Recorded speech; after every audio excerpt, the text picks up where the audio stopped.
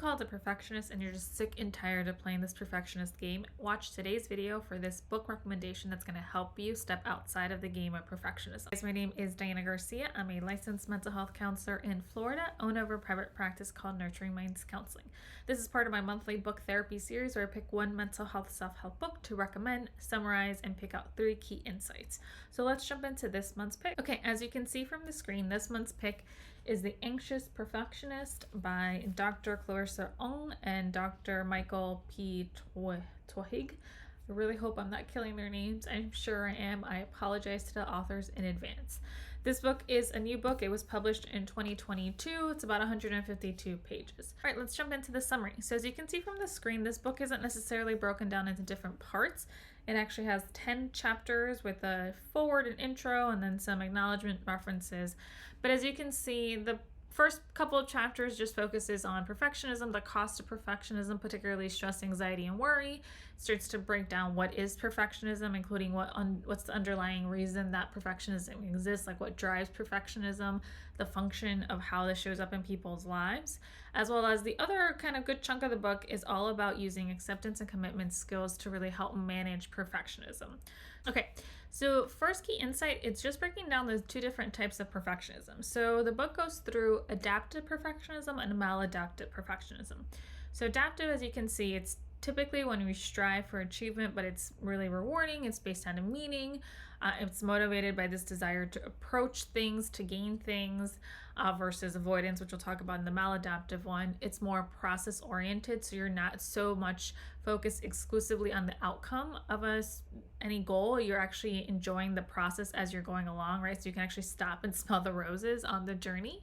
And you have a casual relationship with high standards, so you can kind of take it or leave it. There's instances when you adhere to them, and there's other instances where you can flexibly drop them.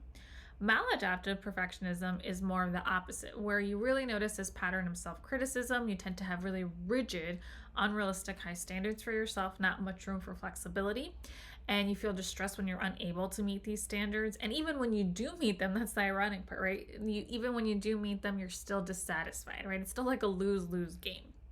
When we think of maladaptive perfectionism, the book talks about it's really based on this avoidance strategy. So it's motivated by this fear of something happening, either fear of failure, fear of not being good enough, right? Something, some fear is at the core here. It's more outcome based. So again, when we're thinking of a goal, you're just exclusively focused on getting the gold star, the A+, the promotion, right? And that you really kind of lose sight of the actual process. So you're actually not enjoying whatever it is that you're striving for. You just focused on the next outcome. And then the part is when you get that outcome, it's not really long lasting, because then your perfectionism says, okay, what's next?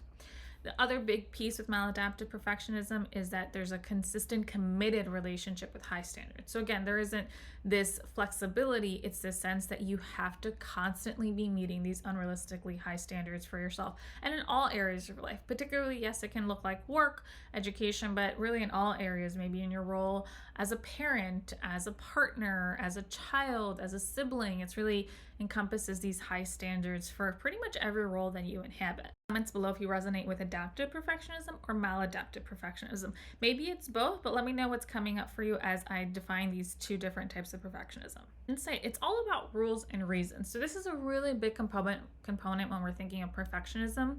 Kind of rules are the weapon that perfectionism uses against you, and not necessarily the rules, but your obedience to the rules is really what's key here, right? So your perfectionism says that there's all these rules that you have to follow, and maybe some of them might make sense, and you say, well, these are actually values of mine, they're important, and maybe, but I always talk about sometimes that values can be values in certain instances, but maybe they cross over to rules when they become really rigid and there's not a lot of room for flexibility. With perfectionism, there is a lot of rules that are in place. And a key factor of knowing like whether this is a rule or a value, it's really kind of what's the driving force here, right? So with perfectionism rules, fear is at the core here, right? There's a fear that you're going to be a fear of failure, a fear of disappointment, that something's going to happen if you don't adhere to these really rigid rules. But perfectionism tricks you into believing that it's something that it's important to you, that you really value. It tricks you into believing that it's not necessarily a rigid rule, but it's going to help you get something that's really important and meaningful for you. With that, there's this other piece of reasons where then your mind, your perfectionistic mind, will give you all these reasons why these rules are important. But sometimes when you slow down, you realize maybe these reasons don't really make sense, or you don't even know why this is important to you. Or maybe at some point you learned this rule, or you were, growing up it was important, but it's not anymore. But there's a reason that you still have to follow it. For some reason, your mind tells you it's still important to you.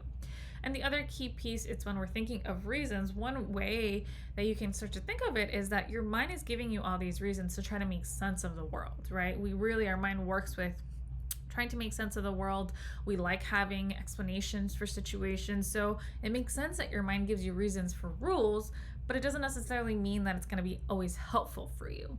So one key piece in learning how to shift through or let go of perfectionism is starting to notice what rules you're adhering to and whether you always want to listen to them, and if they're actually rules that are important or meaningful to you. Okay, the last insight, it's about the price of the perfectionistic game.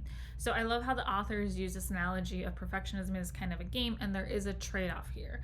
So the more you give in to what your perfectionism is saying is that there's a trade-off to your time, your energy, what you're taking time away from in order to follow these rigid rules, right? So if there's a rule that you want to be a reliable employee, but maybe that means that you spend an hour over researching a project that maybe only should take you 20 minutes, but you're really following this rule, and those other 40 minutes maybe you could have spent time with your kids or your partner, right? So this big piece, it's recognizing that there is a price to perfectionism. Notably, the book talks about stress, anxiety, and worry.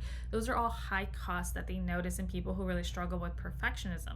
But at the core, it's recognizing that there's almost a transactional nature. Every single time you listen to your perfectionism, you're giving something up. You're giving time or energy or focus or attention to something else in your life.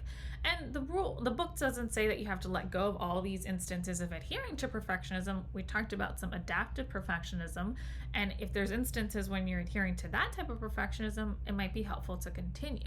But more so, it's really helping you realize to kind of step back, and when you're about to engage in a behavior because you're listening to your perfectionism, is it something that's really important to you? Is it worth the trade-off, right? So let's say you're about to do an all-nighter for a project that maybe isn't that important to you, right? Or maybe it is, right? Maybe it is worth it to you. Again, you are the one that gets to really decide what's a value decision here versus blindly listening to this perfectionism game and rules that are in place that really ends up leaving you exhausted, burned out, stressed, and worried. Let me know in the comments below, what have the cost of buying into this perfectionist game been for you?